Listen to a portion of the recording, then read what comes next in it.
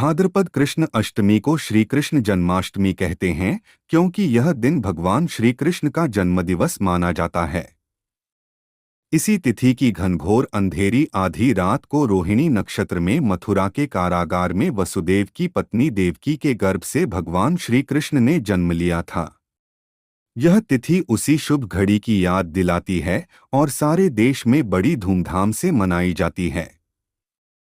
जन्माष्टमी के दिन भगवान श्री कृष्ण की जन्म संबंधी कथा भी सुनते सुनाते हैं, जो इस प्रकार है। द्वापर युग में भोजवंशी राजा उग्रसेन मथुरा में राज्य करता था।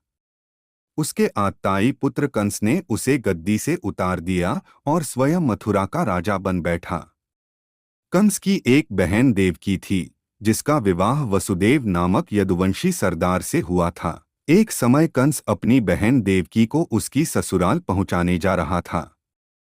रास्ते में आकाशवाणी हुई, हे कंस, जिस देवकी को तू बड़े प्रेम से ले जा रहा है, उसी में तेरा काल बसता है। इसी के गर्भ से उत्पन्न 8वां बालक तेरा वध करेगा। यह सुनकर कंस वसुदेव को मारने के लिए उद्यत हुआ। तब देवकी ने उससे विनयपूर्वक कहा, मेरे गर्भ से जो संतान होगी उसे मैं तुम्हारे सामने ला दूंगी। बहनोई को मारने से क्या लाभ है?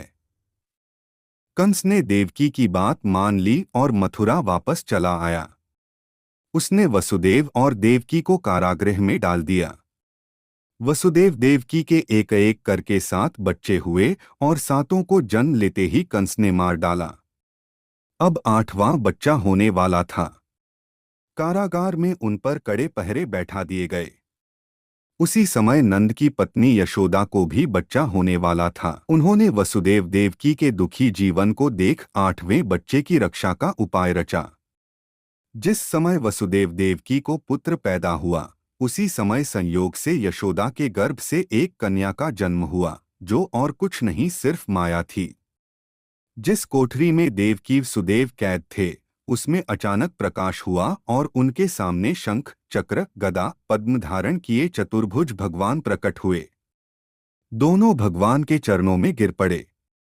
तब भगवान ने उनसे कहा, अब मैं पुनः नवजात शिशु का रूप धारण कर लेता हूँ।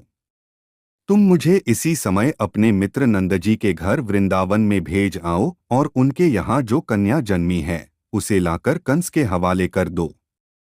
इस समय वातावरण अनुकूल नहीं है। फिर भी तुम चिंता न करो।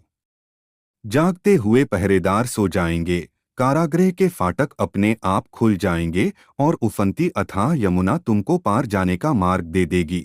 उसी समय वसुदेव नवजात शिशुरूप श्रीकृष्ण को सूप में रखकर कारागृह से निकल पड़े और अथाह यमुना को पार कर नंदजी के घर पहुंचे। वहां उन्होंने नवजात शिशु को यशोदा के साथ सुला दिया और कन्या को लेकर मथुरा आ गए। कारागृह के फाटक पूर्ववत बंद हो गए। अब कंस को सूचना मिली कि वसुदेव देवकी को बच्चा पैदा हुआ है। उसने बंदीगृह में जाकर देवकी के हाथ से नवजात कन्या को छीनकर पृथ्वी पर पटक देना चाहा, परंतु वह कन्या आकाश में उड़ गई और वहां से कहा, अरे मूर्ख, मुझे मारने से क्या होगा?